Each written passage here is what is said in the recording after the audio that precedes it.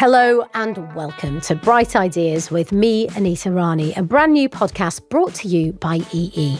Now, we're always being told to live our best life, but what does that even mean? And more importantly, how do you actually do it? Well, this podcast is here to figure it out, offering small, tangible steps to help us get there. Because let's be honest, an inspirational quote over a sunset photo isn't going to cut it. I'm going to have conversations with well-known names about their lives as we discover the everyday hacks and apps they use to create a smarter, happier, and more connected existence. I'm going to focus on 4 key areas that combine to make a flourishing life: home, career, their appetite to learn new things, and how they unwind and relax. Each conversation will be packed with tips and tricks and inspiration we can all use to help improve our own busy lives.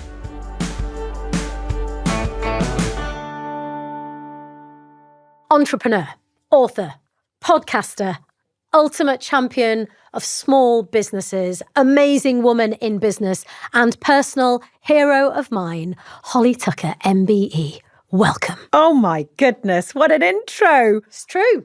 You're all those things.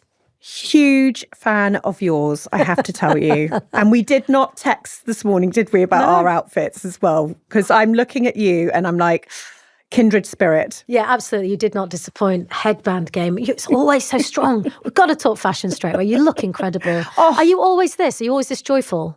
Yes. It is actually, I was talking to, the amazing Azandra Rhodes about this, and actually about women and fashion and the way we turn up. And I would say absolutely that my colour and what I bring, and when I put the hairband on and I tie it and I put the jewellery on, this is my armour. And this makes me me. And so I feel very, very empowered when I do that, almost like Wonder Woman. So I always recommend it to those who need that lift, certainly women in business. You know, I always say, dress your brand, show up with some colour. It helps lift everything up. People will remember you, all these sorts of things. And so, yes, I have many hairbands.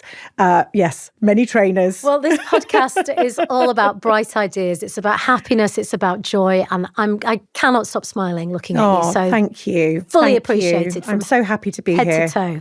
Okay, so I've got lots of questions to get through, but I'm going to start with a quick icebreaker. Yeah. On a scale of 1 to 5, how happy are you, Holly? I am a 5. Of course you are. Are you always a 5? I am always a 5. And then if you turn the page, I always believe that there's just chapters. And if you turn the page, I've got some good ones going on in my life. But ultimately, I'm showing up as a 5. My mindset's a 5. And that's how I deal with my ones. We're gonna get a lot. Write it down already. So before we get into the bulk of this conversation, I've got some quick-fire questions for you, just 3 of them. Let's start. So happiness means something different to everyone. What does it mean to you? Sum it up in a sentence if you can. I use analogies all the time. My dyslexic brain, it helps it. So I look at happiness as Nemo in the film Finding Nemo, on the back of the turtle, going through the flow, the warm stream that the turtles find. And if anyone's seen that film, that for me, I call it the Nemo Flow. Yeah. So I use it as a business term. Business terms need to be livened up a bit. So I just call it my Nemo Flow. It's where I'm most connected on a cellular level, including plus my visionary level. And I'm in tune with everything. And that is my place of excellence. And that is where you can't stop me. It's a cellular level and I'm at my happiness there. It's like an inventor who has just unlocked the next bit of the puzzle. Yeah. And for me, that's my happy place. And we'll maybe chat about the fact that I don't sort of have work life and I have a holistic view of my life. So actually, it really helps to have that view. But it's my Nemo Flow is my happy place. I love it. I'm sort of likening it a little bit to when sports people, I'm thinking cricketers for some reason, say they get into the zone. Correct. And it's almost like they don't even know how it's happening, but they're just hitting that ball. I can imagine a dancer, someone who sings. Yeah. I find business creative and beautiful like a paint palette, you know, and so when an artist is painting and it's coming out of them. I think business can be exactly the same and your life can be exactly the same. And that's what I'm trying to express with that Nemo Flow. It's a really, really special thing. And you know when you're in it. I feel privileged when I'm in that space. Beautiful. Okay. What are the moments when you're at your happiest and feel most alive? Is it still Nemo Flow? Yeah, it's absolutely, I would say, Nemo Flow. It's when I am connecting the dots. I'm someone who lives in the future and I'm very practical and I'm efficient with time and I want to smile. So actually all of those things combined means that I'm not scared of anything really. So actually being sort of taking myself into the future, understanding the problems that we're going to experience and then drawing myself back and then just literally completing each task as it comes to sort of ladder up to that moment. That is almost the Nemo Flow. So at the moment, as I'm building my new company, that's exactly what's happening. And I think that's why entrepreneurs love building companies, because I think that's the way we're wired, that it is just the puzzle and you're just finding the blue sky pieces of the puzzle and in this sea of blue, but you can see what it is. And so, yeah, that's very, very much my happy space. And that's what I'm doing at the moment. Oh God, we're right at the beginning of this and I can't even tell you how excited I am by the sort of the prospect of the conversation, what I'm going to learn from this conversation. You're very kind. Between running a business, mentoring small entrepreneurs and balancing personal life, it can be tricky to maintain harmony. What's tipping things out of balance for you right now? Or are you always in harmony? Like talk to me. You said there is no work-life balance. You sort of threw that in there willy-nilly for you. Look at life holistically. What do you mean? So the work-life balance is a myth. It's a very, very, very outdated notion that I think is really about women. And so these scales need to be just put on the tip. You shouldn't think of anything like work life, you can if you want to. But for me, what my lived experience is that having a 360, so I call it a 360. A 360 is basically, and especially I found for women, it works where you can look at your life as one piece of work. And so whether that's the hobbies, your career, your family, yourself, they need to combine in a way that works for you. And over the last 20 years, I've seen when it doesn't work. And this notion of work life and getting home and trying to get the kids and and I've seen it literally thousands of times because I've worked with so many people. And so I try and say to someone, it's the 360. So what tips you out of balance is when you don't necessarily have that view. You feel like you're neglecting your family. You're not seeing them enough. You're letting someone down. You're not going up the ladder fast enough in your career. You're not looking after yourself. You can never, ever do these things enough when you compartmentalize them or you put them on scales. But if you can combine them and try and do this 360 where they have proportions of your time, whenever you want them to have proportions of your time, that is what I found to work. I want you to explain that a bit more, actually, because I think I love what you're saying. But how would that work practically for Sarah, who's doing the 9 to 5, who doesn't particularly like her job, but she's doing it. She's also got 3 kids maybe at home and all of it. And she's doing that. She's doing all of it. Well, I say to Sarah, have you ever looked at who you want to be and what you want to say about your life when you're 80? And I say to her, have you ever just taken that moment? Now, 99% of people haven't. So then I want you to go back to when you're 70. I want you to go to 60, 50, 40. I want you to write down who you want to be at that time. Where are you? Where are you in the planet? Who are you with? What's happening in your life? And then I want you to bring yourself back to today and say, am I in the right place right now for that life for when I'm 80? And the majority of people say no. And so Sarah, who doesn't like her job, with 29,000 days on this planet, the time is to change things. Yeah. And I believe, and why I'm obsessed by business, I'm not obsessed by business because of Dragon's Denny type stuff or anything like that. I'm obsessed by business because I believe it's a key to happiness. Well, it's empowering, isn't it? And you could get to choose your life. Yeah. And you get to choose your hours. And this is why I think it's very empowering for women. Running your own business is it can be a key to unlocking all the things that just don't sort of work when you try and cram it all in or have it all, or, but all under sometimes timings that don't work for you. Oh, so much to get into, but you've perfectly opened the first gate into work. You're an entrepreneur at heart. You live and breathe entrepreneurship. What does your work mean to you? And would you recommend it to someone who has an idea for a business? Well, I wouldn't necessarily recommend my world because I don't think any of us mere mortals could do what you do. I've been training hard for 20 years. It's like you become an athlete, I think, in what I'm doing, and actually, building marketplaces, which was what I've done. I think I'm the only woman in the world to have built 2 marketplaces, and it's tough stuff. But what I would say to anyone like Sarah, that person who's dreaming, is that the point is that we always overthink, and we always think, just a bit like having a baby, I would say. There's never the right time in the diary to have a kid. So I would always say to anyone who's thinking about starting something is to start.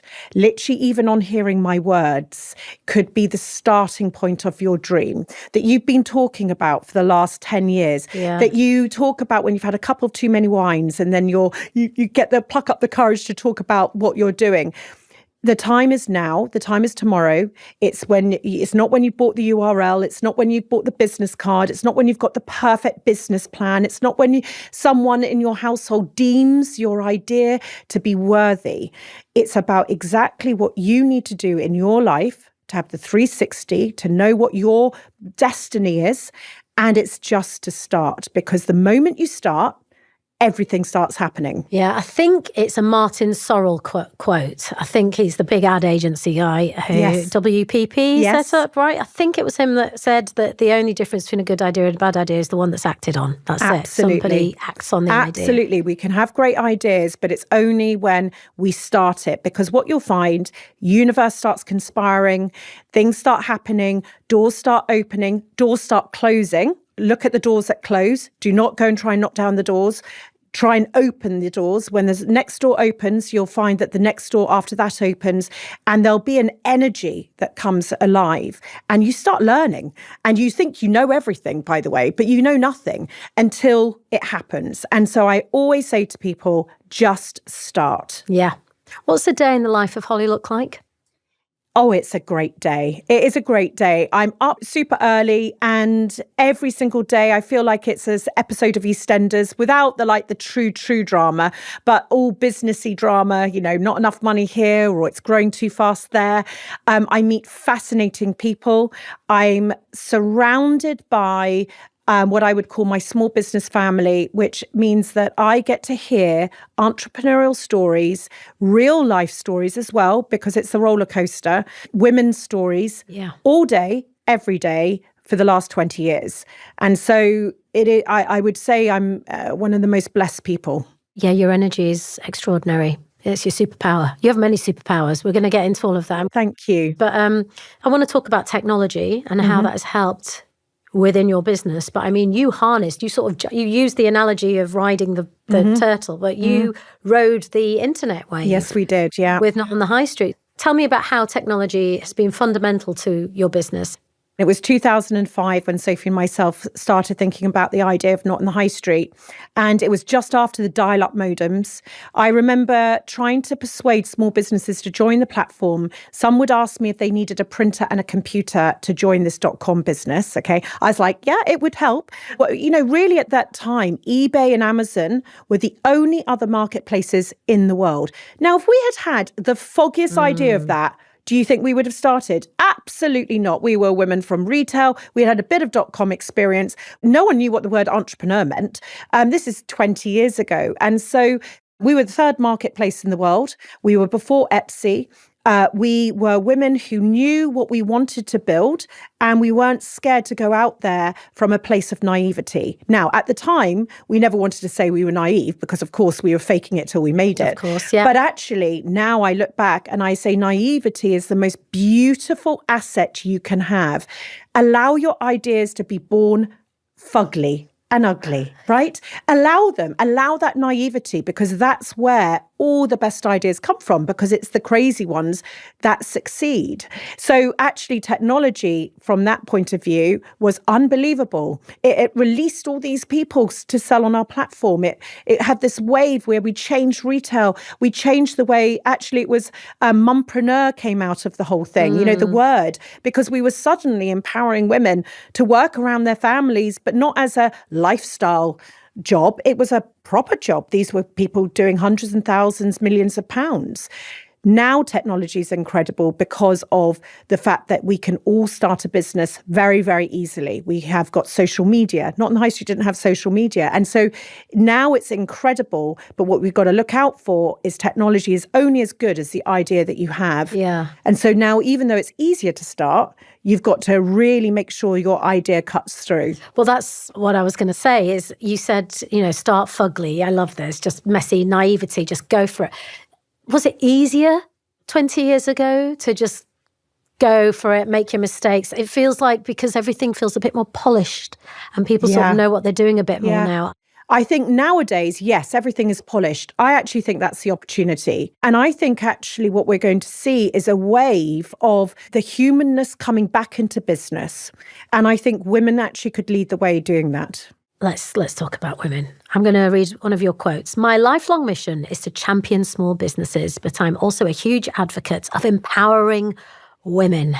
So let's talk about advice that you would give young, or not just young, any female founder, and tell me why you want to champion women. Well, let's be honest, we're where we are in the whole world because of men. And I have a whole household full of them and I love them. And I think we have such a place working together to build a better world. But right now, I believe that there needs to be massive feminine energy coming through. And what I'm going to contribute to the world by the end of my time will be in business and helping women in business. As I mentioned, I do believe that business can be a key to happiness. And I do believe the world will be a lot better with a lot more female started businesses. I think women create amazing environmental, social, governed businesses. They're looking at not just the bottom line in terms of profitability. They understand you can make a fantastically profitable business and change society for the better, and help a community of people. Yeah. And so I've proven that, by the way, through Not on the High Street. I've started Holly & Co. now. I'm doing exactly the same thing. And I think that now it is time for women, if we can, to rise up and create businesses that really bring colour to the grey that we're experiencing. What one thing would you change about the way we work? More women. More women out there. Absolutely more women, and more women who understand what I said about when we use that conversation about Sarah and looking at when she's 80. Yes. I think we need to be braver. I just recently got an email from someone I really admire, and he said, be bold and be brave, for God's sake, Holly. And, that... Like you need that advice. No, well, I do. I do need that advice. I do. And I think all women need that advice. Well, it's really interesting because when you said that think about when you're 80, what I instantly thought was that takes for Sarah or whoever it is, for her to be able to center herself in her life. And I think women are we don't think about ourselves. Genuinely, I thought, not at all. Oh my God, okay, that means all of those women have to give themselves permission to think about permission. Yeah. And not on the bottom of the to-do list. Yeah. Because basically we can't do family and career at the same time. We can only do 2 of the 3. And we put ourselves underneath those other 2. So if you can only do 2 of the 3, you never get a look in. And the point I've learned over the last 20, 30 years now is that unless I am central to my world, my life, my happiness, actually the rest of them crumble a little bit. And I didn't realize that when I was bringing up my son, who's now 20. It was all about them, business, self, or aren't I great, almost taking a back seat. What I've realized is now, unless I am central to all of this, My son isn't as happy as he could be. Yeah. My husband isn't. My career isn't. My business, my colleagues, all of these sorts of things. And so it's the least selfish thing I think you can do. I want some really practical advice from you about organising and any kind of tips you can give women who do want to try and get this whole holistic life going and fulfill their dream and become a female founder and all of that. Are there any practical tips that you can give us or any apps that we could use that will help us in our day-to-day? I'm a big fan of efficiency and organisation. I'm a Trello girl. So there's a system called Trello, which is almost like a visualization to-do list. So you have cards and you can move them over. I have everything organised on Trello. All my team is, and my life is organised on it. I'm a big fan of planning. I'm post-it note girl. So same sort of thing. It's almost like Trello's like post-it notes. So I have a board in my home office. It's huge and it is full of post-it notes, and I organize them every single day. And I look at what I'm achieving. I'm very much about juicing the lemon of life. I live in gratitude, and so actually all my apps or all the way I work is to make every day count. Yeah, so Trello is a big one for me.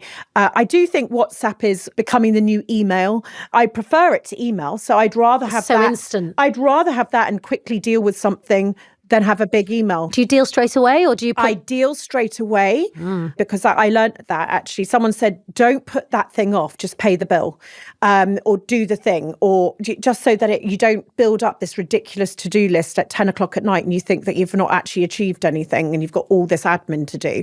So I try and just chip away at those things. Couch to 5K, I've started running. That's a great app for anyone who wants to start running. I was the least athletic person of my life, and I've started running. First of all, good girl. Well done. But why? Time, huh? Why now? Because of this taking Holly to the top of the to-do list. I've realised, I'm going through menopause. My business is so important to me. It's not just my business, as I explained, it's my life. I am it. So actually, I need to maintain this. And if I'm going to be wearing all those necklaces, best I have an inner core. Oh, yeah. Right? So you need some arm strength. Exact arm strength. So that's why I've gone into it. So I started lockdown, couch to 5K, and now I'm running 5K a day. Beautiful. So I'm feeling good about it. So let's move on to the next section, Holly. Learning and the importance of always being curious in your life. So you're all about championing creativity. You're so passionate. What's your one daily habit that keeps you inspired? Walking, actually. Walking keeps me inspired. I actually realised that there were seasons in lockdown. Lockdown for me was the only time, I think, I've been working since I was 17 years old. So I had the University of Life, which was advertising just out of the 80s. And I've been working since I was 17. And so actually lockdown, I felt like it was the biggest pause of my career, literally and metaphorically. But it was about seeing seasons, getting outside, walking. And I realised the power of breathing, breath work. And so that has now become something that is what I call my non-negotiable. Walking is my number one thing that I'm doing for that peace.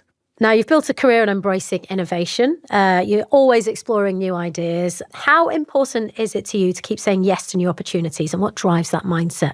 I say yes to so many things, but I say equally no to a lot of things. I think that we have to, in this day and age, we are pulled in every direction. As I said, I'm obsessed by women, so women especially pulled in every direction. I use the analogy doors opening, and I really feel this is important. There is an energy in your life when things are working. And I think we can be quite stubborn for going for things that aren't working and the doors are closing. Once the energy is flowing and the doors are opening, say yes to absolutely everything that could enhance that path, and say no to everything outside of it. Yeah. And I think we want to people please. We say yes because we don't want to hurt someone's feelings. All these things, we're just plagued by guilt. So we say a yes to a lot of things. So I think the power is saying yes to the right things to enhance the Nemo flow of your life. but having the courage to say no. Yeah. I've said yes to too many things in my time, and actually it's okay to be selfish. Yeah. I've got this thing now, which is how is it going to serve me? How is it going to serve me? Absolutely. And I think this is really alien for women generally to think it's naturally against our grain. And so I think that it's something to embrace. I mean, I think you are such a brilliant inspiration in so many ways, just the way you are, the way you talk and how inspiring you are. But also the fact that you didn't go to university, you talk about the University of Life, but you're also dyslexic. You brilliantly got an E in business studies. I did. And I love this. You've also got an MBE. So what advice would you give anybody who just doesn't think they're good enough, who's got mad anxiety, the imposter syndrome, whatever you want to call it, can just empower us, Holly? You know what? Imposter syndrome, it's there, coming to meet you. Oh my goodness, what was I going to say? Are you joking me? Preparing all morning, freaking out, all these sorts of things. Imposter syndrome is there to serve you. I mean, ultimately, it makes me on my A game. Where it becomes a problem is when it makes you stop doing things. In and out of my career, I have had coaches, I've had therapy, I've had all of these things, because ultimately, I think, again, as women, when we're navigating the paths that we are, we do need help outside of the home. And we need help, and not thinking that our husbands are that person or our best friend is that person. So actually being propped up by professionals, I actually think is a really, really smart thing to do. And so just, for goodness sake, imposter syndrome is the drain and the energy and the radiator that you need is what's there in life if you can only take it. And so by living, I would say, in gratitude, it really helps you understand, can I waste any more energy on these negative thoughts? No. Okay, so what am I going to do about it? And I think when you realize you'll never get today again, never get today, I'll never get this moment. Well, hopefully I might meet you again. But, that really helps you become efficient with disciplining yourself. Are you going to let that imposter syndrome stop you? Yeah, I think that's the difference between the people who get on and do it and those who don't. It's really, really heartwarming to hear you say that you have sought help when you've needed it, that you've got the support when you've needed it as well. So we've looked at the world of work, at the world of learning. We'd now like your bright ideas around home, please, Holly. Home is very important, especially for someone like you who's juggling so many projects. What does it mean to you? What does home mean to you? Home means pottering. Pottering is, I would say, my yoga. I really would love to stand on my head. I look at those pictures, people standing on their head and their core and their abs. That I really, really want to get to that point.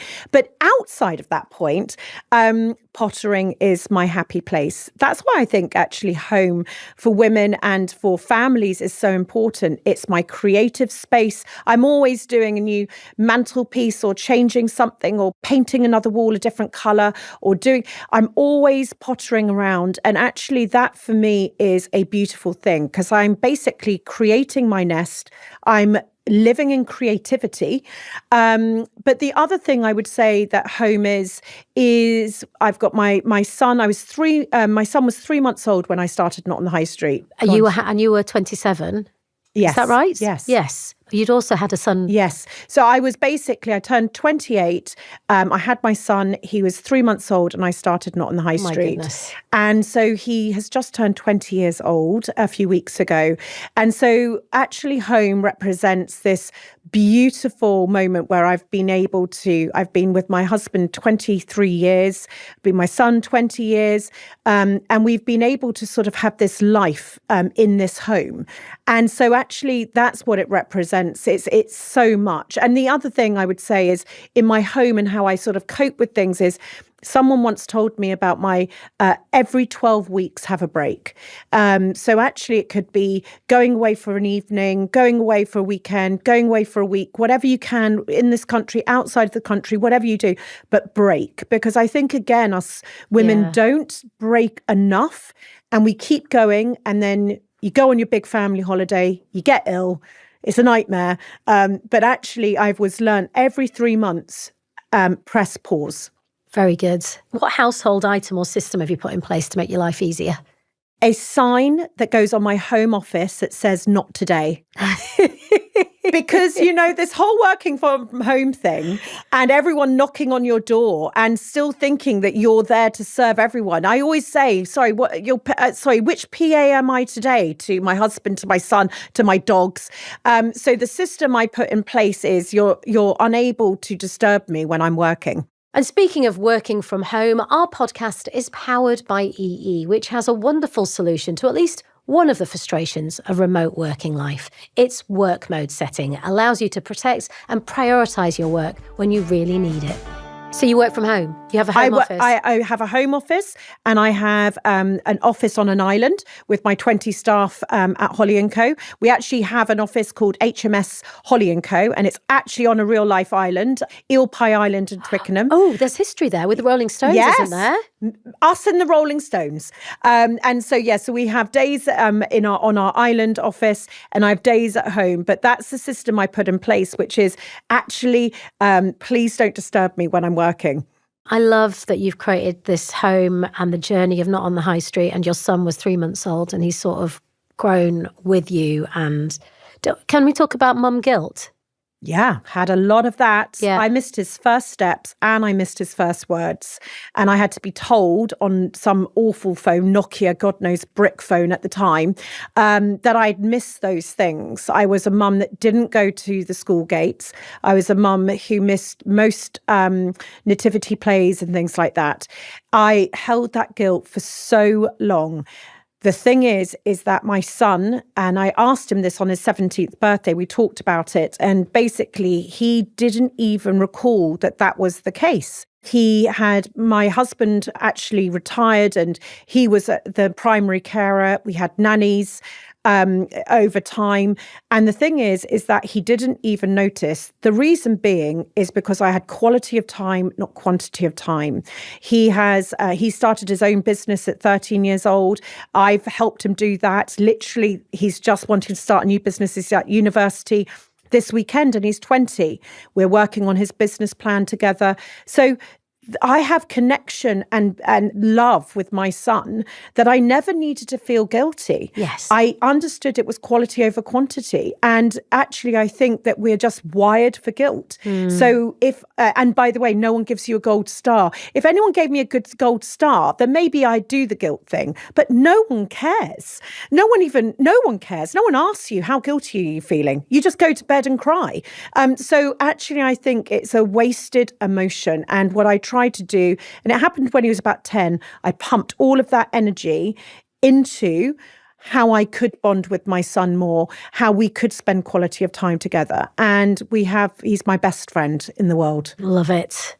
Once you've made the choice to do something, you've done it. Like, don't worry, it's just like you've done it. Yes, You've kind of gone down that road, yeah, so it's okay. Absolutely. And I always thought I'd mess them up. And I have not messed them up in the slightest. They don't. And also in this day and age, we've got to teach our children about work, ethics, what they can learn. So any small business that I speak to, I say, bring your family in. Let them see mum and dad working. Yeah, it's also got such a rad mum. I mean, look, your mum is he won't badass. Listen to this podcast, but I will fast forward to this bit. Harry, your mum is badass. Did you hear that, Harry? You're the luckiest dude on the planet. Look who brought you up, Harry. Okay, here's my question. Let's talk about game. I want to know how you switch off. You've talked about taking a holiday every 12 weeks. Do you actually switch off on holiday? I do, actually. I do. I would say also there's this idea of switching off. Yeah. I do think this is something that we've got to be careful about, where we talk about work life and switching off. And even you asking me that question, I feel guilty to say I don't switch off. I don't switch off. But the thing I asked you the question because I feel like it's what everyone asks, but I don't. But is that wrong? It's work-life balance. If you live 360, tell me how you switch off from 360. You can't. Because if you've created this life that has your work, everything you love within it, why are you switching off? From what part are you switching off? I've never felt more seen in my life, Holly, than right now. And we've got to stop doing this work life, switch on, switch off. It's actually just on. And what I call it is volume up and volume down. So there's times where in my 360 life, I turn the volume down. Yeah. That will be day 3 of the holiday, where actually, when I'm reading the chapters, it's actually going into my brain. Correct. The first 2 days, I'm sort of reading and then I'm looking over somewhere and I'm listening to the next WhatsApp and I'm doing bits and bobs. Day 3 is when it comes through. Then when I come home, I feel recharged, turn the volume up. And I just think rather than off on, it's just volume up, volume down. So, watching Because you love what you do as well. Yes. And by the way, do what you love and love what you do. Think about Sarah when she's 80 and go backwards in time to where you are today. We don't know what's going to happen tomorrow. We don't know anything. But what we do know is, are we happy right now? Yeah. And have we been our best cheerleader to ourselves? And you can probably answer that question right now. And you're probably saying no. So then what are you going to do about it? God, I love you. Just this idea of relaxing and switching off, it's something that people ask me all the time. I get asked, when are you going to relax? And I think, but I am relaxed. And actually, what do you mean? And I think it's because people, it's about, and they don't ask men the same question. No, they don't. It's about something about an energetic, ambitious, entrepreneurial woman that can, let's go there a little bit. That puts people on edge, I think. Because we're inherently all just selfish. When people say, what are they thinking about me? You're like, they're not thinking about you. So 90% of the day, you think about yourself. So firstly, no one's thinking about you. Secondly, when they do look at you, they look at a mirror and they're like, actually, hang on a second. Am I meant to be doing what you're doing? So it's just self-reflection. So whenever I talk to small businesses or I try and mentor people, I say, listen, naysayers are predominantly going to be around you. Just don't worry about it. It's more, whatever they say is more about them than it is about you. Now, Holly, before we find out your bright list recommendations, it's time to get your 3 quick-fire bright ideas on how best to deal with some very everyday dilemmas. So you ready? Oh, gosh. Okay, quick answers. Here we go. Spontaneous. You're at a networking event and someone asks you what your guilty pleasure is. Do you go with something on brand that will make you look good? Or do you own up to something really guilty, like an unexpected love of Monster Munch? Yes! Pickled onion. Nothing to be guilty about there. Absolutely the best thing ever. Lingers, though. Ah, gosh. Let it. Second packet. Do you suck or do you crunch? I crunch first packet, maybe suck the second, crunch the third. Have you ever stuck them on your fingers and done the little... Didn't even realise they were aliens until only a few years ago. Okay, next one. You're in a meeting with someone who keeps interrupting you mid-sentence. Do you politely wait for them to finish and continue, or do you take a deep breath and assertively claim the floor? I would definitely pause the meeting to readjust the balance so that everyone has airtime. But I've got a few ways that I do that, and it's always done with love and kindness. But definitely I would help that person interrupting understand that other people have to have their say too. And then she'll fire you. Your favourite solo artist or band is playing and 5 of your childhood friends all want to go. By the way, who would that be? Maybe something like, it's so naff, Coldplay. Okay, fine. Coldplay are playing and 5 of your childhood friends all want to go. One of them privately tells you they managed to get 2 tickets just for you and them. Do you admit to the group that you're going, or do you keep it quiet and don't mention it? I don't know. I would, you know what? I'd do a bit of both, and then I would go and try and get 5 private tickets. Because she's Holly Tucker. I would try and do that. But what if you can't get them? I pretty much can get. I just pretty much make things happen. Holly's the mate you need in your life. Basically, Holly is the woman. You are the mate everyone needs. Oh, thank you. And I bet you're exactly the same. I can feel it. I like to build up my girls, definitely. And, I can get some tickets if I need them or not. I don't know who I'm trying to kid. All right. So, Holly, we're compiling the bright list. And this is a recommendation from all my guests. So it could be absolutely anything. You can choose a film, a song, a podcast, a TV series, whatever it is, that's going to make us live our lives a little bit better. What have you got for us? Kate Bush, the song Cloud Busting. For my entire career, that song has been my anthem. It is about my resilience and my hope. And I actually wrote down so that I could read the lines. Like the sun coming out, I just know that something good is going to happen. I don't know when, but just saying it could even make it happen. And that for me sums up my spirit. And you brought Kate Bush into the room as well. Beautiful. So what's next for you? Holly & Co. Holly & Co. is my life's work now. I'm not doing it again. I'm not building any other company. This is it. So I'm pouring everything into it. You can probably hear I have some wrongs that I want to right. And I'm an inventor. So right now I'm inventing. And very quickly, it's not on here. This is a deeply personal question because we're the same age and we have both been grafting since we were teenagers, right? You and I, we have been non-stop, pedal to the metal. Because I know this. I know this about you and I feel you, sister. Yeah. And you've got the specs to prove that we're now in our mid-40s. We can't deny it anymore. Like this, what? Who knew? Anyway, I'm in denial. The question is energy. Like, you know, kind of we're not 27 anymore. So where do you get your energy from? I get my energy through creativity, laughing, found running to be an amazing thing for my Duracell. I call it the Duracell battery, you know, that you just have to fill up. And I think that when you find a life that's 360, you're in your Nemo Flow, that energy just gets poured into the battery. And so that is how I turn up every day. I actually jump out of bed for my life. And that's because I've worked hard to build a life that I love. And that I know that if anyone out there hasn't got that life that they're jumping out of bed for, you have the power to create it. And then the energy just flows. Wonderful. Holly Tucker. What a joy it has been to speak to you. You have brought such brightness, literally all of it. So thank you. Thank you. What a moment to speak to you. Such an honour. Should we have a hug? Yes. That's it for another episode of Bright Ideas with me, Anita Rani, brought to you by EE. Please join me next time for more insightful, authentic, everyday ways to help inspire us all to live a little brighter. And if you want to hear more about EE's bright tech ideas to help make everyday life that little bit easier, visit telegraph.co.uk/smartlife. There's lots of smart advice, from setting up parental controls to keep your kids safe online to making sure you never run out of data when you need it most. Until next time.